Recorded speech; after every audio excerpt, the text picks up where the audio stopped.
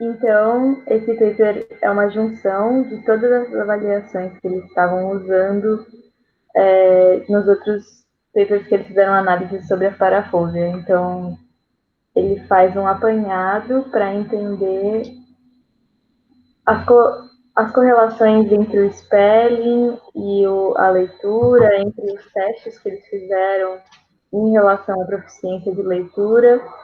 Então, é bem interessante porque eles têm um N muito grande, são 800 e alguma coisa pessoas que eles tiveram para fazer a análise dos resultados.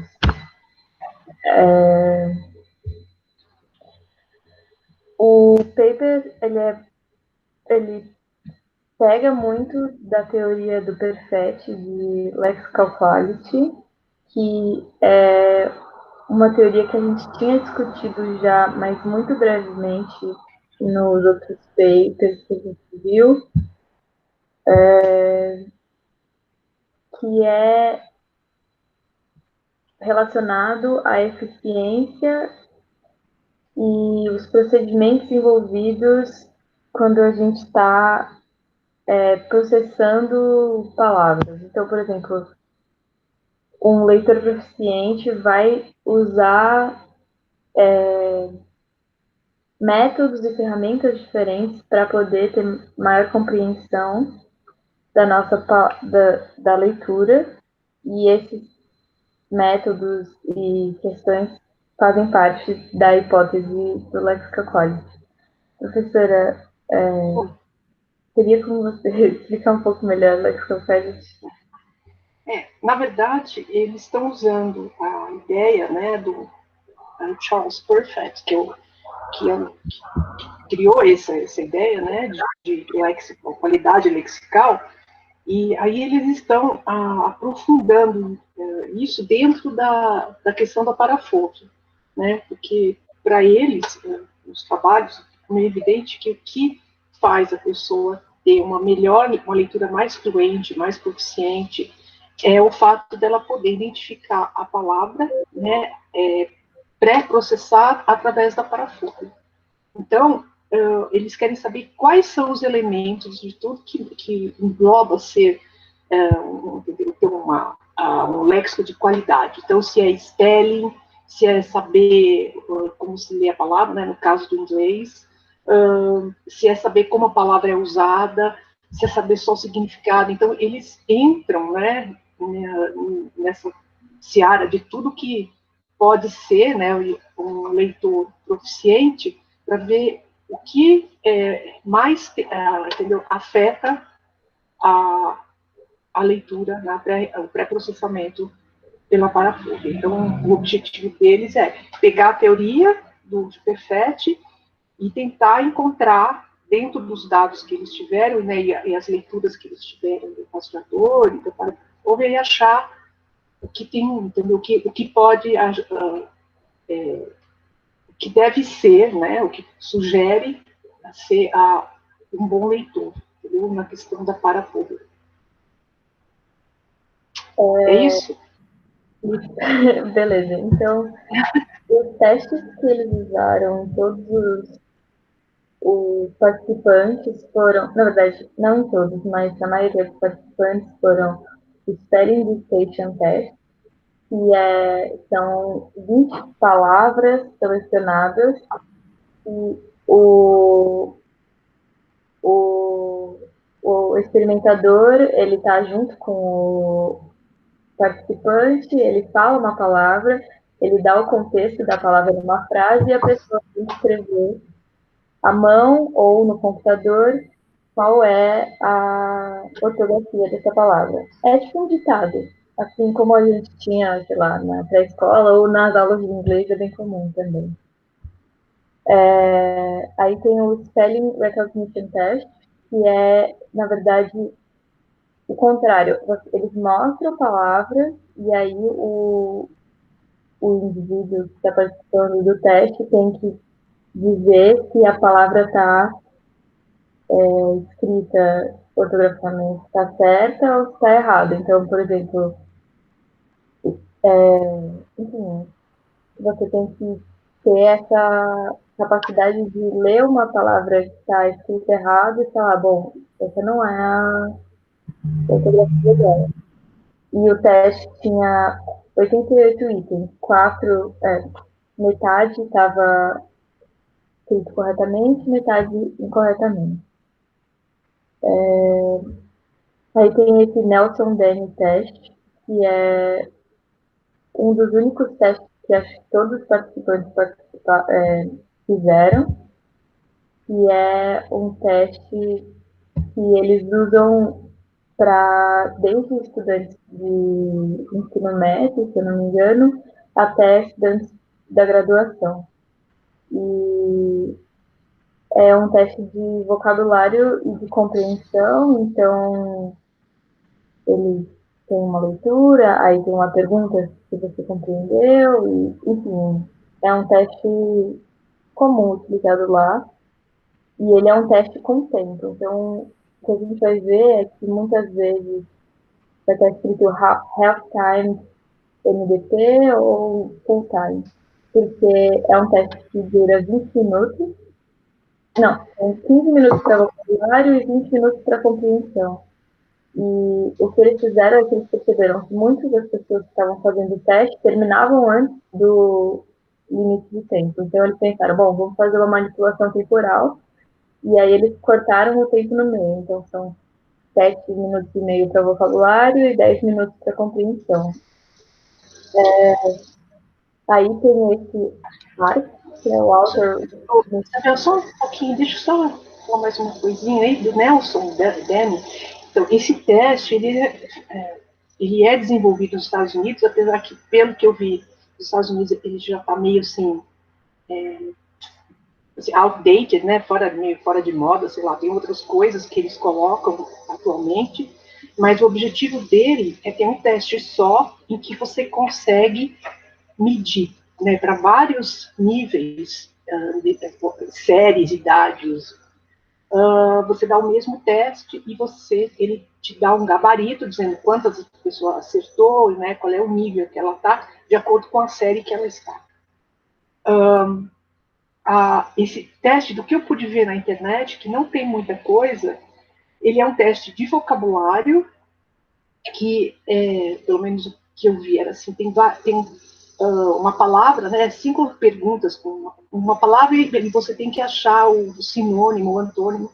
E, basicamente, eles pegam uma palavra latina, né, do latim, e aí eles têm que saber o que quer dizer aquilo.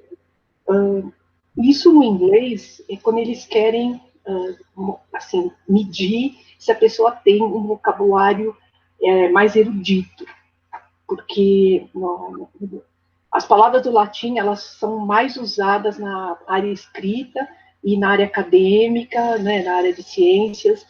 No dia a dia, pouquíssimas palavras do latim são usadas. Basicamente, é tudo que veio realmente do anglo-saxão. Então, uma forma que eles têm de medir se a pessoa lê livros, lê outros materiais, é fazendo esse tipo de prova. A gente que dá aula de L2 sabe que qualquer livro de inglês que fala que vai ensinar vocabulário, para nós chega a ser meio piada, porque vem tudo palavras do latim. O máximo que a gente consegue aproveitar é não a palavra que ele está perguntando, que isso você sabe, mas às vezes os alunos não sabem as palavras que estão embaixo, que são do anglo-saxão, entendeu? Então funciona ao contrário. Mas, enfim, basicamente o teste de vocabulário é esse, e aí o texto é um parágrafo, no máximo 2, e, novamente, ele não tem uma dificuldade, assim, como a gente está acostumado a ler esses textos aqui acadêmicos, ele não tem, mas a questão é o tempo, né? Você não tem muito tempo para revoltar e reler. É quanto você consegue aprender de primeira. Isso é uma...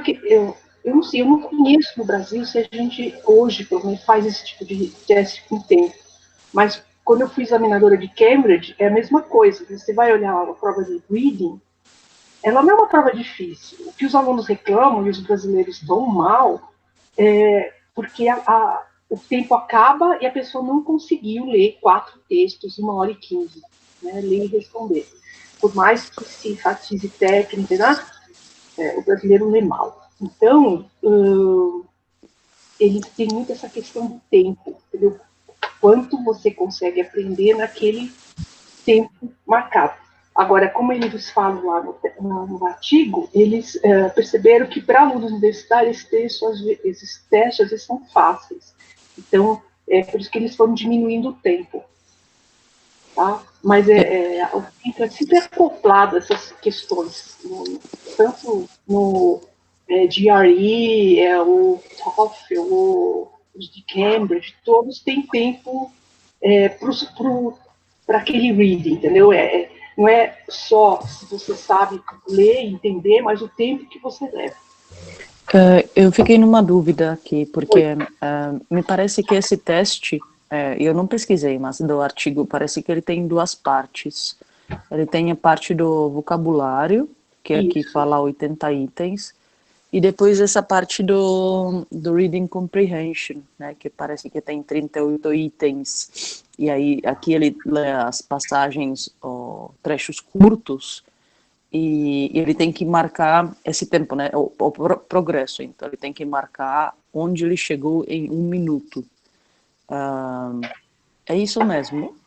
Olha, o que eu vi na internet disponível, que até é no site da universidade que prepara esses testes, não deu para perceber tudo isso, porque a gente só tem um sample, né? A gente não tem a prova inteira. E eu estava mais interessada, quando eu vi, era de ver que tipo de texto era, né? E que tipo de palavras do vocabulário. Então, eu não me ative a isso, mas eu posso procurar para ver se eles medem isso, quanto você consegue ler em 1 minuto. É que aí, mesmo no lápis, se a prova for no papel, a pessoa marca até onde chegou em 1 minuto? Seria isso? Não, na verdade, o que eu entendi é que a pessoa tem que ler a primeira parte do teste e aí ela avisa quando ela terminou. Não é em 1 minuto, é quanto tempo ela demora para ler a primeira parte, pelo que eu entendi. Eu vou checar isso aí, gente. Eu vou checar porque então, é interessante. Aqui tem uma frase que fala, né, na página... Deixa eu ver. Ih, não estou vendo página. Mas eu acho que esses textos de internet agora não tem página. Mas enfim, na segunda página, quando ele fala do texto, ele fala que a pessoa tem que marcar, ele tem que marcar como ele está progredindo pela passagem depois de 1 minuto, depois que 1 minuto passou. Então, talvez ele constantemente indica, né, a velocidade de progressão nessa leitura, na passagem. E isso é comum, então, como o Cris estava falando, a proficiência na leitura em inglês, ou até é uma medida mundial, né? Ela se expressa em número de caracteres lidos, ou número de palavras lidos por minuto. É como se fosse uma métrica universal. Claro que há várias críticas, né? Porque você pode fazer uma leitura rápida, mas sem compreensão. Mas como você falou, Cris, é comum essa métrica, principalmente na avaliação neuropsicológica. Nos Estados Unidos, acho que é uma métrica até para avaliativa, né? Então, para pontuação que você recebe. E aí, por aí vai. Só isso, gente. Mas, só perguntando, eu tinha entendido que era só um momento do teste que isso acontecia. Tanto é que, quando eles estão analisando os dados, eles falam que o tempo da progressão deles pela primeira passagem do texto não muda com a diminuição do tempo do teste, justamente porque é na primeira passagem e não teve interferência. Não sei se... Isso, eu acho que você tá certa, Isa. Eu acho que eles só têm que indicar quanto eles leram depois do primeiro minuto. E aí pode ser que toda a leitura demora 20 minutos, como eles estão falando aqui. Ou mais, sim. Porque é uma forma de você tirar 2 dados da mesma leitura, né? Isso, porque você conta o número de palavras que eles conseguirão ler durante aquele tempo e você tem o índice de velocidade de leitura. Mas assim, eu preciso ver, porque eu sei que o pessoal tem um negócio, não sei se você já ouviu falar, chama CELP-BRAS. Ele é desenvolvido pela Unicamp Sim, e eu ele fiz, Cris. Os estrangeiros têm que fazer. Então, e os estrangeiros reclamam muito, e pelo que a gente vê, com razão, porque como esse Proficiency da Cambridge, a maioria dos nativos não passaria. Então, eu não sei se esse CELP-BRAS ele está também baseado nisso, porque eu não conheço esse exame a fundo, eu não trabalho como português L2, mas eu sei que os estrangeiros reclamam muito desse teste, e diz que é muito difícil, e que é um teste de proficiência, né? Mas Sim. eu não sei se eles usam, se ele usa isso, teria que pesquisar, agora que você está falando. Então, eu fiz faz mais que 10 anos, eu não lembro mais, mas eu não achei difícil. Eu acho que tem, por exemplo, eu fiz TOEFL e TOEFL é bem mais difícil. O CELP-BRAS acho que tinha só a leitura de texto e depois uma entrevista.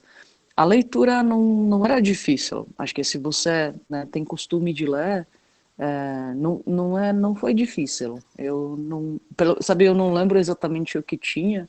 Por exemplo, não tinha a parte de gramática, isso eu tenho absolutamente Não certeza. não tem mesmo. Isso. Na verdade, pelo que eles falam, né, a gramática ela está aplicada. Então, as perguntas que eles fazem tem alguma coisa, entendeu, de gramática lá dentro que a pessoa não percebe, que é o objetivo mesmo, né, que a pessoa que não vai trabalhar, que está usando a língua, ela não precisa saber gramática descritiva, ela tem que simplesmente entender e pronto. Uhum.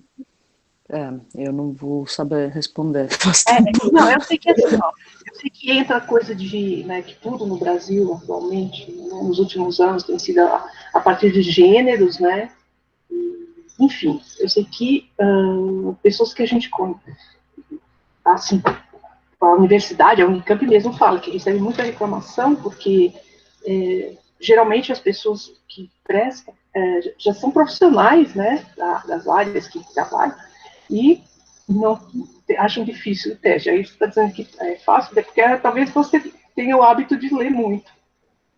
Porque, no fundo... Talvez tenha mudado também, realmente faz tempo já que eu fiz. Eu vou dar Mas uma olhada. Eu sei que quando a gente vai em congresso, que a gente vê o pessoal do Self-Trust, eles falam, contam, né, de experiência, mostram como é que é a prova, assim, por cima, e eu não sei atualmente como isso anda, mas na época que o Brasil estava na moda, muita gente prestava. Então, eles tiveram que até dar para outras universidades fazerem a prova. Então, mas eu vou olhar, porque eu já pensei em ver o que eles medem, entendeu? O que eles estão medindo nessa prova. Se tem uma dessas questões de tempo, que no Brasil eu nunca vi nada a respeito. E que fora daqui, como você disse, é comum. As provas são baseadas no tempo. isso. E nós temos aquele teste IRESP, que foi normatizado em várias línguas, e ele também tem questão do tempo. Então a gente avalia quanto tempo a pessoa demorou para ler uma passagem e quantos erros ele cometeu. Ele tem uma desvantagem porque ele não tem nenhuma pergunta de compreensão. Tá? Então, já vi um universitário com dislexia que ele leu super rápido e depois falou, tudo bem, eu não entendi nada, mas eu li, sem erros. Então, No Brasil parece compreensão que isso é importante a também. praxe. Sim. É um novo tipo, né? Eles deram uma outra dimensão. O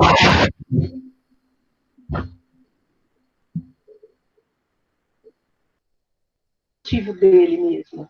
Para que ele foi assim criado? Para mim, agora cortou, desculpa, hein? Não. Esse IRESP, qual é o objetivo dele? Para que público ele é usado? Esse teste foi criado na Alemanha por um grupo de médicos que estudava movimentos oculares e dislexia. ou distúrbios de leitura. E acho que na época eles aproveitaram alunos de diferentes países e simplesmente criaram um teste de leitura que seja comparável, sabe, entre linguagens. E eu acho que ele não se difundiu muito, mas, enfim, é uma medida, eu acho interessante, é bem elaborado, tá? Mas ele foi treinado mesmo para avaliar a leitura em adultos e para ter uma ferramenta para, por exemplo, dislexia ou problemas de leitura. Por exemplo, ele é sempre o mesmo ou ele muda? Porque Tem 6 passagens diferentes, 6 textos diferentes. Então tem um texto mais científico, tem um texto mais, por exemplo, jornal, tá? São trechinhos diferentes. São curtos, ou são 10, não lembro, 6 ou 6. 6 ou 10. Mas o que é interessante é que realmente você tem texto padronizado, né, entre 4 ou 5 línguas diferentes. E ele não tem pergunta de compreensão em nenhum dos países? Das Não, outras línguas? não tem. Não, realmente não. E para a questão de disléxico, isso daí, se você está tentando medir a questão da dislexia, como é que fica? O fato de não ter pergunta. Como eu te falei, né, quando as pessoas desenvolvem estratégias diferentes, então o que a gente se deparou na prática, que é, de fato, quando a pessoa tem dislexia e aí ela acaba de ler com um tempo que não parece nada disléxicos, a gente perguntou, e especificamente essa pessoa que tinha mestrado, doutorado, respondeu que ela consegue ler, mas sem compreensão. Tá? E isso é ruim, mas tem como minimizar isso, né? Você pode até falar, olha, no final eu te pergunto, ou a gente vai fazer algumas perguntas de compreensão, só para induzir uma situação de leitura com compreensão. Mas mesmo assim, a velocidade de leitura, ela entra na instrução. Então, leia o mais rápido que você conseguir. Estranho, né? Mais rápido, mas sem compreensão.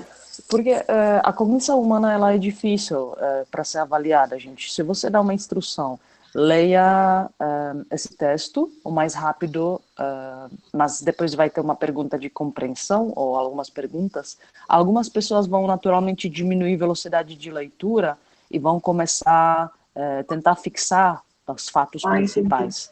Né? Então, vão priorizar acerto em vez de velocidade. E outras pessoas não, vão priorizar a velocidade a custo de compreensão. Isso é ruim, isso introduz um viés. Então é muito difícil de contornar, né, essa questão. Como você dá instrução para você, de fato, ver a capacidade máxima desse leitor na leitura, mas como uma compreensão mínima. Então, não tem uma solução perfeita. Mas, enfim, vamos embora. Vamos em frente. Um dos outros testes que eles usaram é esse Outer Recognition Test, que é para medir o quanto a pessoa lê. Então, eu achei um teste bem engraçado, assim, não sei dizer, mas são 100 nomes e a pessoa tem que identificar dos 100 quais são autores. Para nós parece piada, mas enfim, é o que é. Enfim. Que você tem que ter lido e memorizado o nome, entendeu? Eu acho que, sei lá. Não sei também se são autores muito conhecidos, eu imagino que não, então eu não sei dizer de onde que eles tiram a lista, enfim. Mas aí tem esse outro que é o Phonemic Decoding, que são 63 palavras e não palavras, que tem 1 até 4 sílabas, e aí eles precisam ver qual palavra. Não é isso? Eu não Oi? lembro como é. Como é que é esse teste, professora? Então, eu conheci esse teste pela rima, mas esse aqui, a pessoa tem que ler não palavras e e aí eles gravam e depois eles avaliam se naquela palavra a pessoa usou o que seria a correspondência grafema, fonema, mais entendeu? Se existe aquilo na língua inglesa. Sim. Se a pessoa usou. Isso, então é isso que eles olham, é tudo não palavra, e se você, na verdade, tem, sabe qual é a correspondência de fonêmica de um grafema, mas usando, você pode usar o que tem geralmente, que é o mais normal do inglês, e pode usar também as exceções, só que tem que ser alguma coisa que está na língua. Então, só para complementar, a leitura de pseudopalavras, ela se considera a prova de ouro de habilidade de conversão grafofonêmica. Né? Inclusive, crianças agora na Inglaterra, aos 6 anos, eles fazem prova de spelling, de leitura de pseudopalavras, para se avaliar qual é o nível de leitura que eles estão. Porque você não tem como burlar a leitura de pseudopalavras, essas palavras não existem, elas não têm semântica, então você não consegue adivinhar além do comecinho da palavra e completando o final do seu vocabulário semântico, né, do seu buffer semântico. Então, aqui novamente temos o tempo, então eles podem estimar índice, né, de velocidade dessa conversão, porque eles vão saber quantas palavras a pessoa conseguiu ler o mais rápido possível em 45 segundos. Tá? Geralmente são palavras que não devem ter uma pronúncia ambígua, então pode ser que elas tenham uma ou no máximo 2 possíveis leituras, e a velocidade é importante, né? Então, qual é a representação, né, grafofonêmica que a pessoa tem? Considerando a gente está falando adultos não deveriam, de fato, a leitura ela é mais demorada, mas eles não deveriam ter problemas lendo pseudopalavras. Né? A gente lê o tempo inteiro pseudopalavras. Tá, hein, pessoal? Prova de ouro, leitura de pseudopalavras. E no Brasil, professores têm uma resistência absurda com pseudopalavras. Elas acham que pseudopalavras é um crime, para, né, fazer criança ler pseudopalavras é um crime, porque não tem como contextualizar. Mas, de fato, a ideia não é contextualizar, a ideia é tirar contexto daí. Na verdade, você está vendo grafema fonema, você não quer saber. O resto não importa. Né? Não é isso? O foco é esse. Quando você quer saber contexto, né, contextualizado, é outro tipo de prova para outro objetivo. Isso mesmo. Bom, então eu vou passar para as figuras. Primeiro a gente tem essa tabela, que é interessante a gente ver. Peraí, tá vendo vocês estão vendo meu mouse? Sim. A pontuação dos indivíduos, que acho que a maioria foi acima da média. Isso é o esperado, porque eles estão medindo estudantes de universidade, então é esperado que o estudante tenha uma certa proficiência em leitura. Então, por exemplo, no vocabulário, a média foi de 64 pontos, de 80, e no Spelling Recognition de 74 de 88, aqui no Spelling Dictation 12 de 20, e dá para ver que tem uma queda na pontuação quando tem o Half Time do Nelson Dene Test, mas pelo menos, enfim, não é tão grande assim, são mais ou menos 10 pontos pelo que eu estou vendo, só que aumenta o desvio padrão. Aqui embaixo a gente tem também, dá para ver que esse ART, Auto Recognition Test, o Phonemic Decoding não foi feito com tantas pessoas, foram só 107, 106 alunos, e aqui está o score dele. Isso daqui é uma representação das palavras que foram mais acertadas e as palavras que eles tiveram mais dificuldade. Então, o xizinho significa 4 pessoas, cada xizinho significa 4 pessoas que erraram. Então, as palavras que eles tiveram mais facilidade foram Oblivion, Warranty, Authority and Persuade. E uma palavra que eles tiveram extrema dificuldade foi essa Conciliatory ou Romantic, ou todas essas, por exemplo, Acquaintance, foi extremamente difícil para os estudantes, e essas outras palavras também, como brócolis, pistache, aggravation, foram palavras que tiveram muitos erros no spelling dictation test. Vocês podem ver que a maioria tem radical latino, né?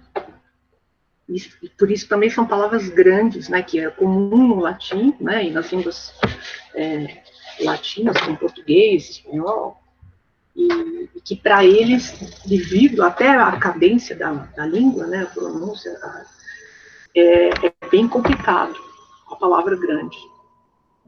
Porque a pronúncia do inglês, né?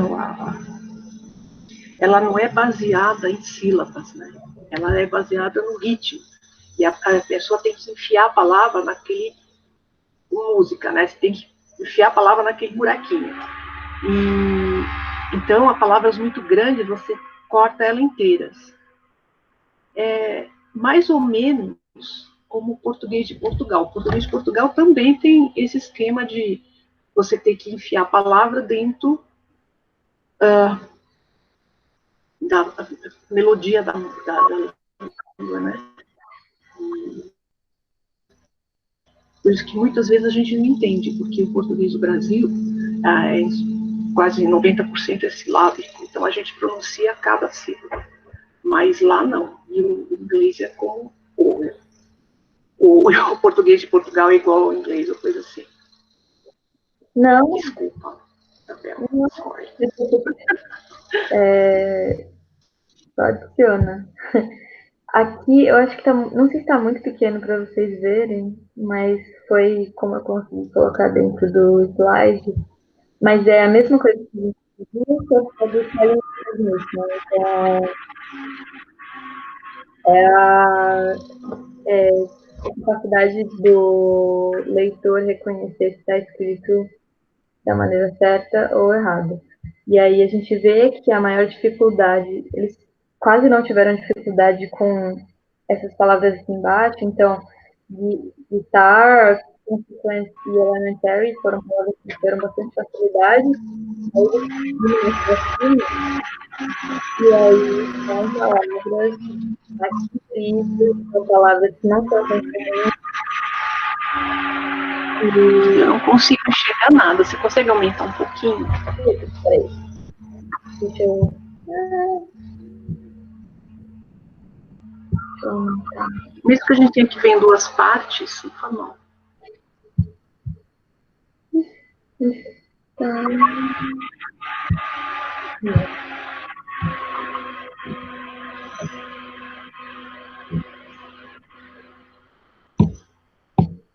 Vamos ver agora. Você leu alguma coisa? Melhorou um pouquinho. Tá onde tá isso aí? Tá aqui no texto. Tá no texto. É figura 2. Não temos página. Figura 2, eu já achei. Não, mas já tá ruim de ler aqui. Nossa. Uhum. Com certeza. Essas palavras que têm menos erros são palavras que são mais frequentes, né? Que são palavras até que vêm do latim, mas são as poucas que estão em uso corrente da língua. É isso mesmo. Agora, uma coisa que eu não entendi, se as palavras que são mais difíceis estão no meio, é isso? Então tem no centro. Cortou a ligação, você se incomoda de repetir a pergunta? Cortou aqui também. Cortou. As palavras que são mais difíceis, que eles tiveram mais dificuldade, são as palavras que estão mais ao centro, certo? Isso, essas que tem os mais xizinhos, não é? Tiveram uma distribuição normal. É isso? Mas Eu acho que essas que você diz assim, essas que tem quanto mais xizinho, mais dificuldade. Foi isso que você falou no início, não é? Isso. Então é isso mesmo. Mas então o que seriam essas palavras aqui em cima? Eu acho que se você, eu não sei, eu não lembro mais o que eles falaram, porque eu já tinha lido esse texto antes, eu não reli. Mas eu preciso ver aqui, pelo que eu consigo ver, as palavras mais frequentes, mesmo elas sendo radical do latim, eles ainda conseguem, eles, entendeu? Não tem dificuldade. O problema está nas palavras que não são frequentes. Então, eu diria que é isso aí, que é a questão da frequência. Mas teria que fazer, teria que ver e estudar mais a fundo para saber. Mas para mim, batendo o olho aqui. Foi o que eu achei também. Mas eu tentei achar no texto, eu não consegui. É um tipo de representação que eu não conheço, que é esse rash difficulty scale. Enfim. Teria que ver. Eu também não sei o que é isso, mas eu sei o que exatamente eles estão medindo. Só rapidinho. Eu nunca usei também esse modelo, mas estou achando interessante. Na verdade, é uma representação para os dados categóricos, né? Então, aqui no sentido, eles querem ver qual palavra tem maior acerto ou menor acerto. Então, é dado categórico. É como se sim, é difícil ou não, não é difícil. E eles estão tentando, eles organizam então esses itens de acordo com distribuição normal. Então você tem dados para ambos os lados, né? Como você falou, esses xizinhos, eles representam duas pessoas, né? Então quando você tem um acúmulo de xizinhos, são palavras que na média são são difíceis para mais pessoas. E aí, indo para os extremos, eles vão diminuindo. Então, acho que você não pode pensar que esse valor negativo significa que é fácil, o valor positivo significa que é difícil. Tá? O que é difícil é onde tem mais xizinhos, como você falou, tá? Porque como se fosse uma distribuição da frequência da dificuldade em cima das palavras. Por isso, eu acho que eles nem se preocuparam em colocar qual é a palavra de alguns xizinhos, onde você tem 2 ou 3, tá? Porque esses não importam, o que importa é essa parte do meio. E aí o que eles estão olhando aqui é o que? A questão grafema-fonema? Aí depende da tabela, porque nessa aqui... Aqui está Spelling Recognition, deve ser. Isso, tá? Então, é exatamente o que essa tabela descreve. Na primeira, não lembro mais, peraí. É o dado do teste mesmo, tá? Então, só que aqui eles querem ver não pela pontuação, mas pelo item.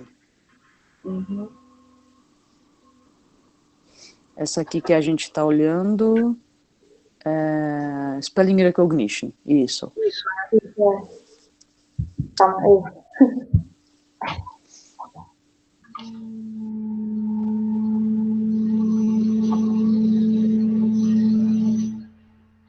Isso aí. Interessante também, achei bem divertido. Posso seguir? Pode. Tá. Aí aqui a gente tem uma análise do Nelson Test e do Health Times e do Full Time. Aqui, o que eu tinha entendido era que a frequência de acertos, só que eu estava procurando agora enquanto vocês estavam falando aqui no texto.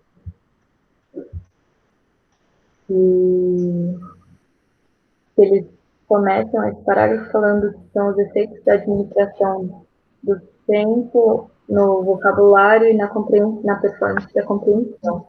Então, tem duas partes, eu tenho entendido essa questão do que aqui do lado.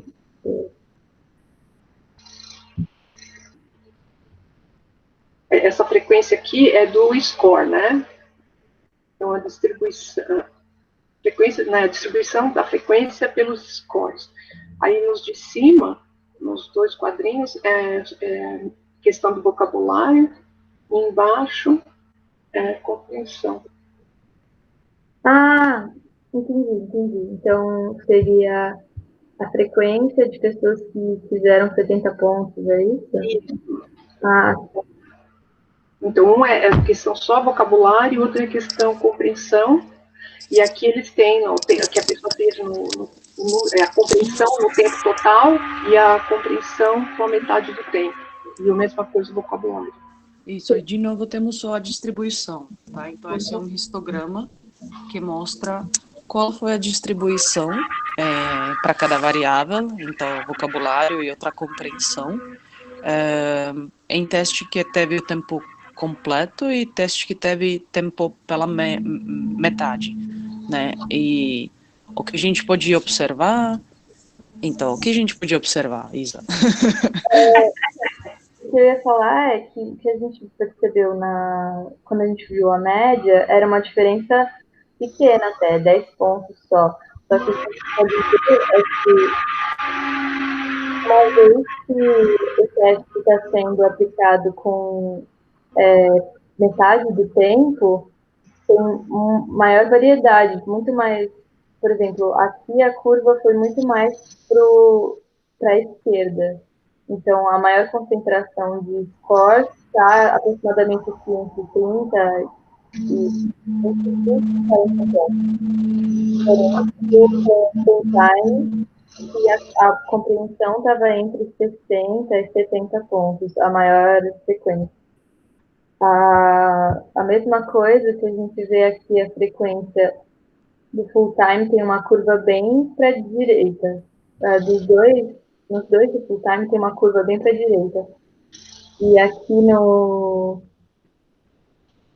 vocabulary score, parece que tem uma distribuição mais homogênea entre primeiro tem uma curva mais baixa, então tem uma distribuição mais homogênea entre os. Na verdade, a gente percebe que o score, quando ela é na metade do tempo, o score cai. Cai razoavelmente, né? A curva é para um lado, depois ela é para o outro. Né? Aqui no full time, ela vai quase até os 50. Observa que aqui no half time não tem. Entendeu? Quando chega nos 60 e 70, já tem bem poucos. Eu acho que não diria que cai, Cris, mas talvez ele se distribui mais entre as pessoas, né? Então, de fato, ele tem maior variabilidade que você vê nessa curva, realmente que ela é bem menos pontiaguda, né? Ela é mais achatada. A gente poderia pensar uma analogia com carro, né? Então, parece que quando você tem mais tempo no teste, parece que algumas pessoas pegam no tranco mais tarde e vão alcançando aquelas que pegaram no tranco mais cedo, vamos dizer assim. Por exemplo, na velocidade ou no acerto.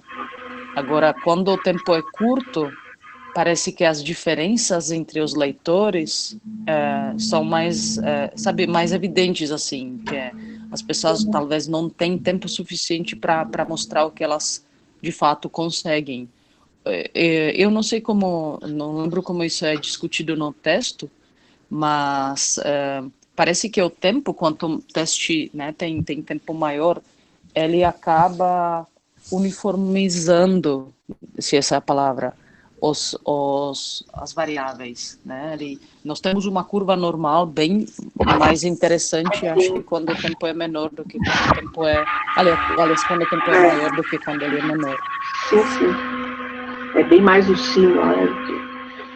Mas isso que você está falando de pegar no tranco, seria assim, quando as pessoas têm tempo para pensar, elas conseguem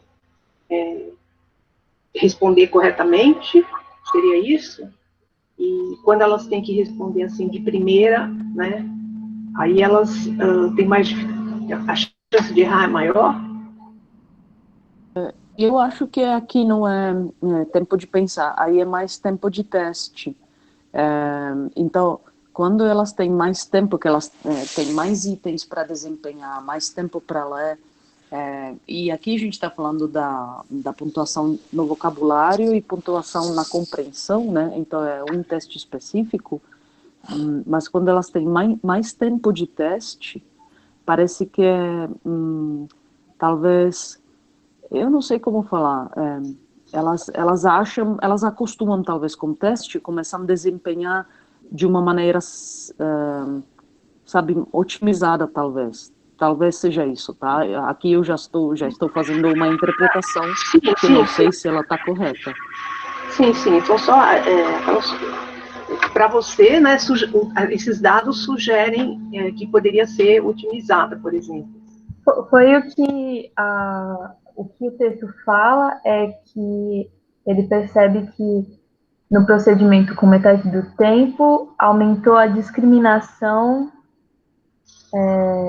entre os leitores proficientes. Então, ele pelo que eu tinha entendido disso, é que ele tem maior eficiência na leitura. Quando tem menos tempo, ele vai mais. Então é justamente o contrário do que eu falei, tá? Então vamos com o que os autores estão falando. Eles estão falando que quando nós temos metade do tempo, essa variabilidade no perfil, ela nos dá um valor, né, que diferencia melhor os leitores. Tá? Como no tempo completo nós temos curva mais pontiaguda, ou seja, maior número de pessoas cai no mesmo valor, com isso temos menor sensibilidade para diferenciar as habilidades, as nuances no desempenho. Tá? Não sei se está claro, mas eles veem como positivo, então, tempo menor. E aí acho que a interpretação seria o contrário, então o tempo maior deve cansar mais e por isso ele uniformiza os leitores, o desempenho.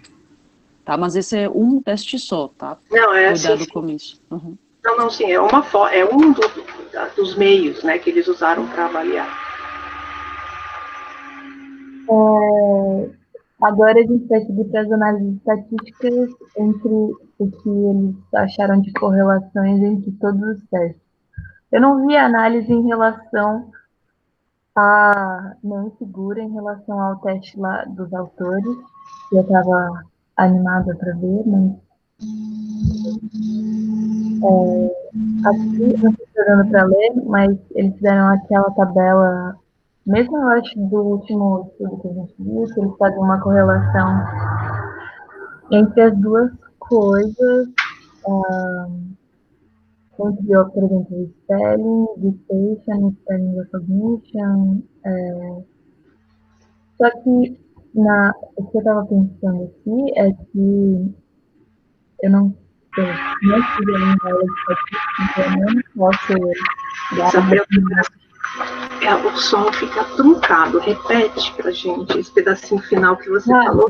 Eu não tive aula de estatística ainda, tudo que eu sei é de leitura de livros, então eu não sei fazer uma análise interessante disso. Mas o que eu tinha entendido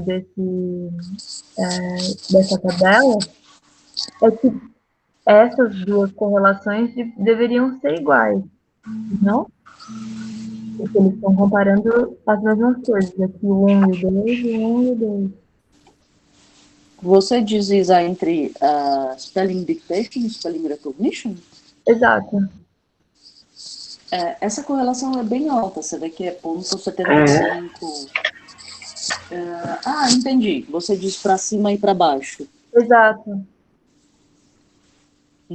Sim. É estranho o que eles querem dizer com isso. Deveria ser igual, porque a parte de baixo, esse triângulo, deve ser igual como o triângulo em cima. Exato. Será que não é o half-time e full-time? Peraí, É isso mesmo. Isso, olha lá na descrição do lado do tabela 2. Eles falam que full-time é below diagonal. Half-time above desculpa, Cris. Sei lá, isso aqui. Diagonal. Então, triângulo em cima é tempo pela metade, e triângulo embaixo é tempo completo. Uhum. Tá? E como você falou, correlação é muito importante, ela mostra quais medidas andam em conjunto, né? Não mostra causalidade, mas mostra quais medidas andam junto. Então, se uma sobe, outra também sobe. E aí as correlações são bem altas, né? O que a gente pensa a correlação boa é acima de 0,3, 0,2 já é uma correlação média. E nós temos aqui 0,7, 0,4, então, e tudo significativo. Uhum. Tá. O que eu, pensando numa leitura leiga, parece realmente comprova a minha hipótese inicial, assim, lendo, pensando, bom, eu acho que o vocabulário e spelling recognition devem ter alguma correlação aos resultados que as pessoas vão ter. Mas aí, não sei, enfim. Só temos aqui se vocês olham ainda, tem uma queda, né, na correlação com compreensão. Então, por exemplo, o spelling, dictation e recognition, a correlação ela ainda é boa, ela é significativa, mas ela cai, né? Então, Uhum. e essa é a questão que sempre está sendo colocada e que é, inclusive, questiona a teoria do perfetti ou perfetti. Uhum. Será que a sua velocidade lexical, de acesso lexical, ela vai determinar compreensão de texto, compreensão de passagens? Então, tem muitas pessoas que questionam isso. Para nós, essa questão é crucial, né? Porque a gente vai tentar avaliar isso como preview, e ela não é trivial. Eles ainda têm correlação grande, que é bom, mas ela não deixa, né? Ela cai, ela também se torna mais fraca. Comparativamente, ela é a mais fraca, digamos assim, né? Isso, tá? De novo, a gente pode olhar como eles discutem isso, como eles interpretam esse texto.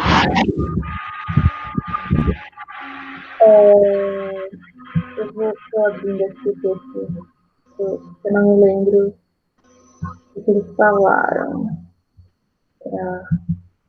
em relação a essa queda.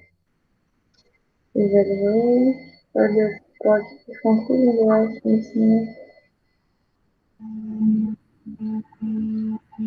Enquanto a Isa procura, só completando, por exemplo, esse grande questionamento desses testes que eu falei da leitura de pseudopalavras, né? Tem muitas pessoas que falam contra, né? Por que testar acesso lexical ou grafema, conversão grafema-fonema, se a gente não consegue provar que isso vai fazer diferença na quinta série ou na sexta série? Tá? Então, há realmente uma guerra entre vertentes, né? Se a decodificação nos anos iniciais, ela determina quem vai ser bom leitor aos 15 anos. E tem estudos que mostram que sim, tem estudos que mostram que não.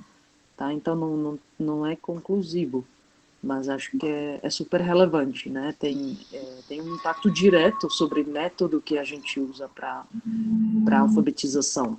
Então, de um lado, tem fortes, principalmente no Brasil, vozes fortes, de que a gente tem que, desde o começo, ensinar a leitura dentro do contexto, com frases que têm significado, e tem vertentes que falam, olha, no começo, esse contexto ali acaba complicando, porque ele adiciona na carga cognitiva, ele adiciona, né, e ele também convida a adivinhar. Então, é melhor a gente reduzir esse contexto, talvez ensinar palavras isoladas para treinar a decodificação grafema-fonema.